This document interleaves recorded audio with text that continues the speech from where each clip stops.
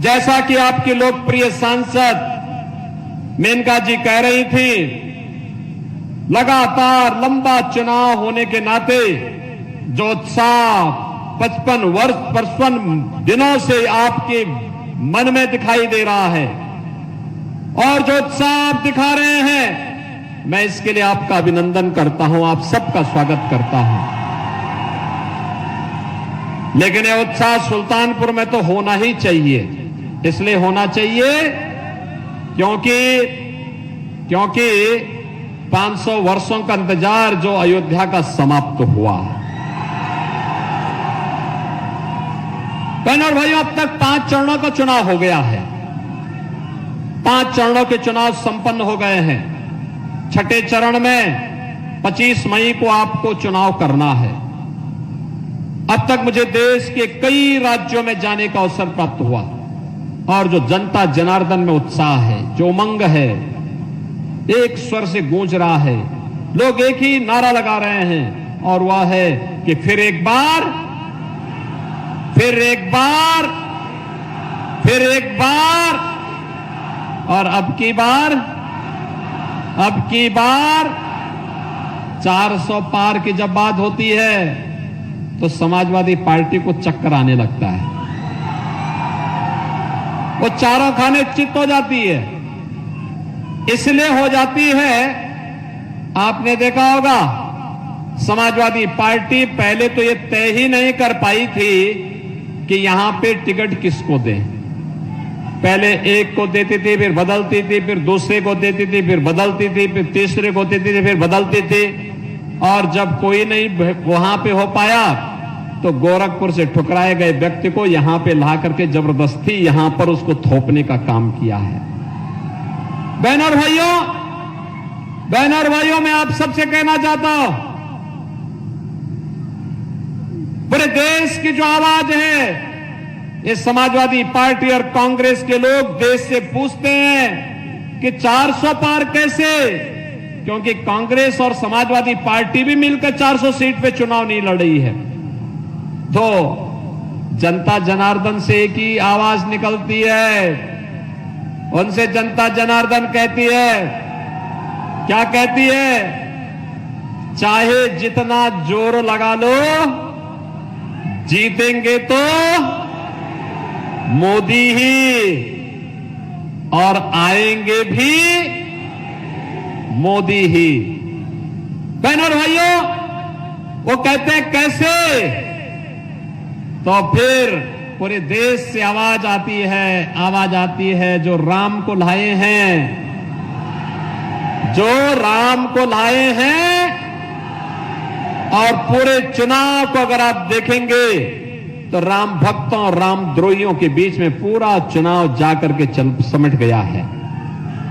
बहनों और भाइयों, राम भक्त आत्मनिर्भर और विकसित भारत के लिए गांव, गरीब, किसान, नौजवान, महिलाओं, इन सब के उत्थान के लिए, देश की सुरक्षा के लिए, सम्मान के लिए कार्य कर रहे हैं। तो रामद्रोही षड्यंत्रों में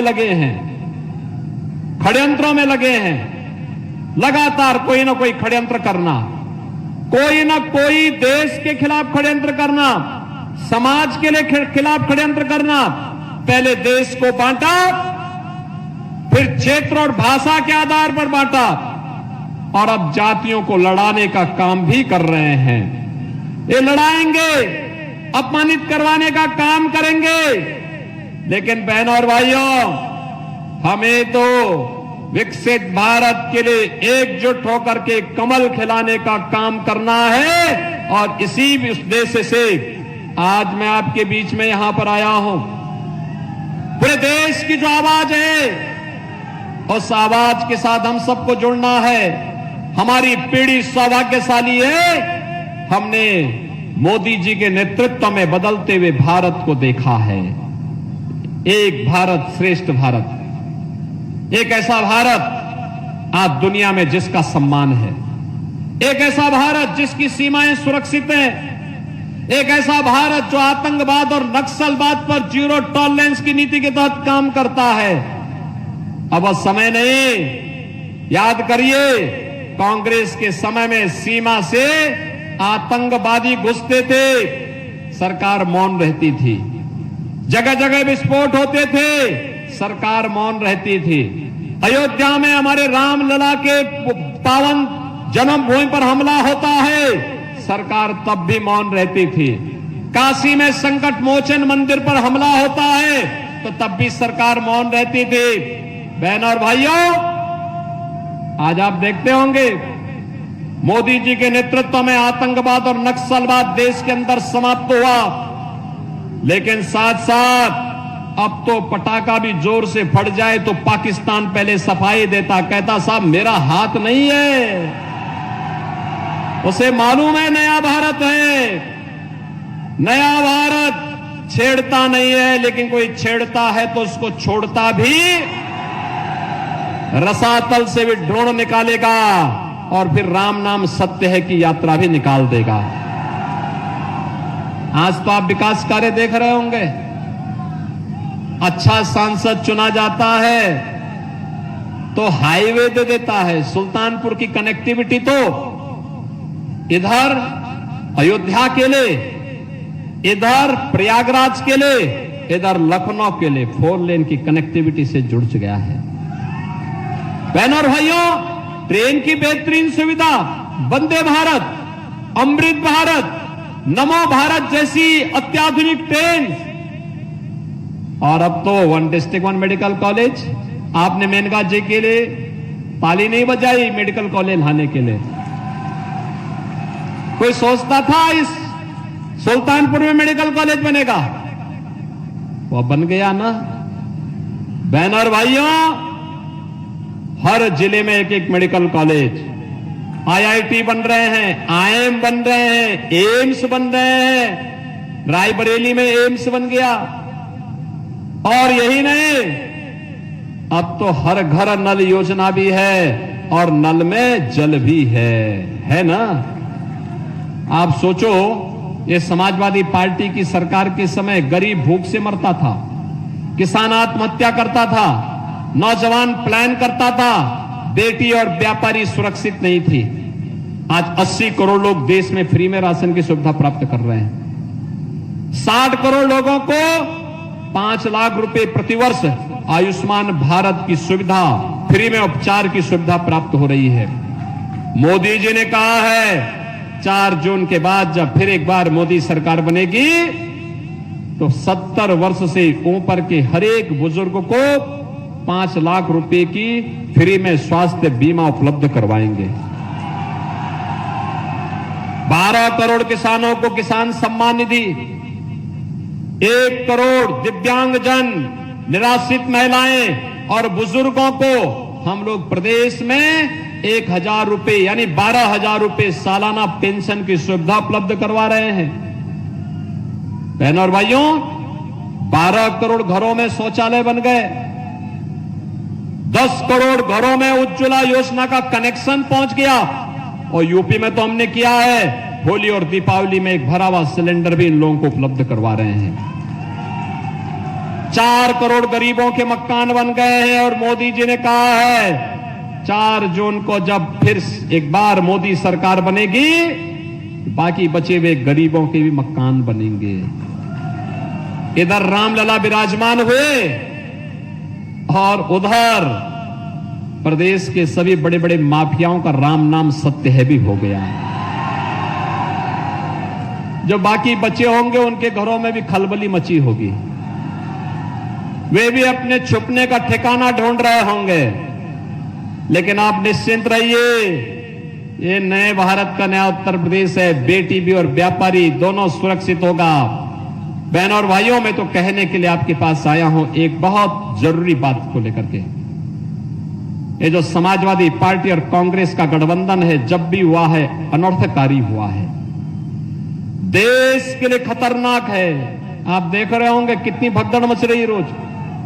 आप सोचो, ये गुंडे अगर सत्ता में आते क्या करते, जो अपने नेता के लिए जाकर के क्या मारपीट करते हैं, कैसी वहां पे उनके मंचों पे तोड़फोड़ हो रही है, कैसे किसी का मंच टूट रहा है, कोई मंच पे धराशायी हो जा रहा है, कोई धक्का देके अपने नेता को नीचे गिरा दे रहा है और स्वयं भी मंच पर काबिज हो जा रहा है। ये तो समाजवादी पार्टी का संस्कार हो गया है। और दूसरी ओर इनका मैनिफेस्टो भी देखो, एक खतरनाक बात, उन्होंने दो बातें बहुत खतरनाक कही हैं, यद्यपि पूरा खतरनाक बातों से ही उनका मैनिफेस्टो भरा पड़ा है, जिसके आधार पर कोई सरकार चलाती है कोई पार्टी। लेकिन एक बात, अनुसूचित जाति और पिछड़ी जाति के आरक्षण के अधिकार पर ये लोग सेंध लगाना चाहते हैं और आपके अधिकार को ये मुसलमानों को बांटना चाहते हैं। क्या आप इसको देंगे? क्या आप इसकी स्वतंत्रता देंगे? क्या बाबा साहब भीमराव अंबेडकर ने कहा था धर्म के आधार पर भारत के अंदर आरक्षण नहीं हो सकता। बाबा साहब भीमराव अंबेडकर का अपमान इन्होंने किया और आज भारत के संविधान के विरुद्ध आचरण करने की बात करते हैं। और दूसरा, जब राहुल गांधी से पूछा गया कि कैसे आप गरीबी हटाएंगे, ये दो लड़कों की जोड़ी जो है ना, ये बड़ी खतरनाक जोड़ी है। उनको कुछ भी पता नहीं होता है, दोनों को घर में रटाना पड़ता है आज क्या बोलना है, क्योंकि एक तो 11 बजे सो के उठेंगे तो उनको पता ही नहीं कि क्या करना है, फिर जल्दी जल्दी कार्यक्रम कहीं लग गए तो फिर उनको तैयार करके भेजना पड़ता है, और 50 साल और 60 साल के हो जाएंगे तब भी लड़के ही रहेंगे, जीवन भर उनको लड़का ही रहना है। बहनों और भाइयों, मैं आपसे कहने के लिए आया हूं, उनसे पूछा गया क्या करेंगे गरीबी के लिए, कहा गरीबी हटाएंगे। कहा रे भाई, दादी ने भी तो यही नारा दिया था, नाती भी यही बोल रहा है। कहा नहीं, एक झटके में हटाएंगे। कहा कैसे? कहा सर्वे करवा देंगे संपत्ति का सर्वे। और फिर क्या करेंगे? कहा फिर विरासत टैक्स लगाएंगे। कहा विरासत टैक्स? कहा हाँ। कहा कैसे?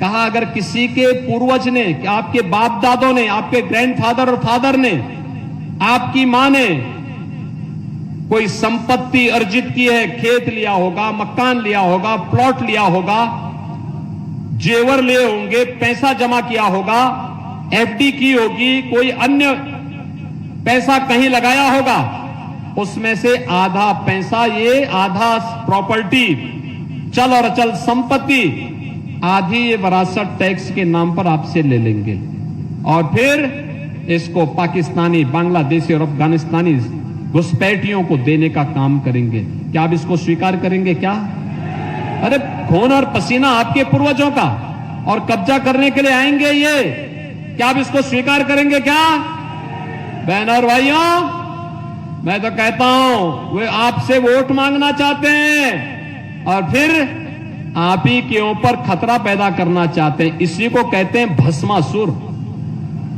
भस्मासुर की आत्मा इनके अंदर भी घुस चुकी है।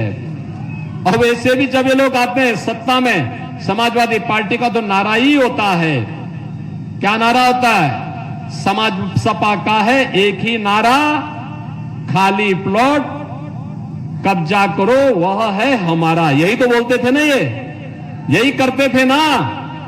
और ये विरासत टैक्स उसी तर्ज पर ये लोग लागू करना चाहते हैं। क्या विरासत टैक्स देंगे? क्या ये भस्मासुरों को फिर से सत्ता सौंपेंगे? क्या सौंपने का काम करेंगे? क्या कतई ये गलती नहीं होनी चाहिए। और इसीलिए आज मैं आया हूं सुल्तानपुर में। सुल्तानपुर के विकास के दोषी हैं कांग्रेस और समाजवादी पार्टी।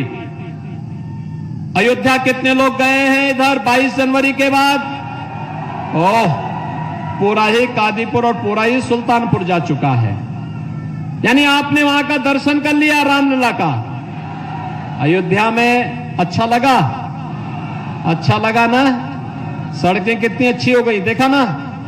और आपने देखा होगा राम मंदिर भी बन गया, 4 लेन 6 लेन की सड़कें भी बन गई, और बनने के साथ साथ वहां के इंटरनेशनल एयरपोर्ट, अब तो सुल्तानपुर के लोग मुंबई और दुनिया के कहीं से भी आना चाहेंगे तो अयोध्या एयरपोर्ट में बैठो, आपके लिए तो आधा सुल्तानपुर में। सुल्तानपुर एक सबसे नजदीक, आपके लिए सबसे नजदीक हो गया। और हमने एयरपोर्ट का नाम क्या रखा है? महर्षि वाल्मीकि के नाम पे। किसके नाम पे रखा है?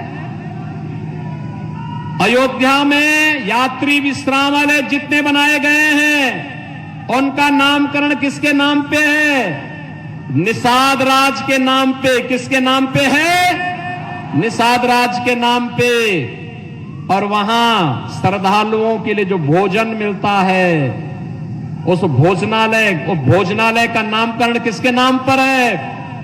माता सबरी के नाम पर। यह है सामाजिक न्याय, यह है सामाजिक न्याय। रामलला सबको लेकर के चलते हैं। महर्षि वाल्मीकि को भी सम्मान देते हैं, निषाद राज को भी देते हैं, माता सबरी को भी देते हैं। और बजरंग बली तो ठहरे भगवान राम के भक्त, तो बजरंग बली कहां छूटने वाले हैं। और इसीलिए मैं आया हूं आपके पास।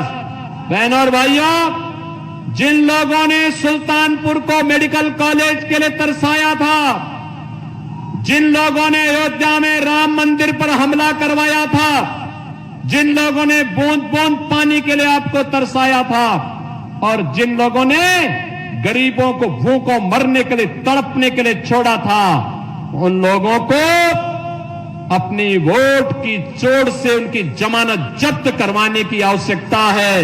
यही कहने के लिए आज मैं आपके पास आया हूं। करेंगे, करेंगे सभी लोग। सुल्तानपुर तैयार है? करेंगे? यहां से कमल खिलाने का काम करेंगे। मेनका जी भारी बहुमत से विजयी बनकर के जाएंगी। जीत तो पक्की है, लेकिन जीत भी रिकॉर्ड में हो। करेंगे? सभी लोग सहमत हैं? इसके लिए आपको दो काम करना होगा। करेंगे जो बात मैं बोलूंगा? सभी लोग करेंगे? पहला, कल और परसों 2 दिन आपको जनसंपर्क के लिए मिल रहा है। तो बहनों और भाइयों, इन 10 दिनों में हर एक जितने लोग यहां पे आए हैं उनकी जिम्मेदारी बनती है कि वे 10-10 घर में जाकर के कमल खिलाने के लिए श्रीमती मेनका गांधी जी को भारी बहुमत से विजयी बनाने के लिए उन लोगों को तैयार करेंगे। कहना भी विकसित भारत और आत्मनिर्भर भारत के लिए, गांव, गरीब, किसान, नौजवान, महिलाओं के उत्थान के लिए, भारत की सुरक्षा और सबके सम्मान के लिए बाबा साहब भीमराव अंबेडकर के द्वारा बनाए गए संविधान को सम्मान देने के लिए हमें फिर से कमल खिलाना होगा। इसके लिए सहमत करेंगे लोगों को। और 25 मई को प्रातःकाल 6:30 बजे से लोगों को तैयार करके ठीक 7 बजे मतदान केंद्र पर पहुंचकर उन 20 परिवारों से मतदान करवाने में योगदान देना। करेंगे? करेंगे? सुल्तानपुर तैयार करेगा? भारी बहुमत से कमल खिलाएंगे? मेनका जी को भारी बहुमत से विजयी बनाएंगे? तो फिर मेरे साथ बोलेंगे, भारत माता की, भारत माता की, भारत माता।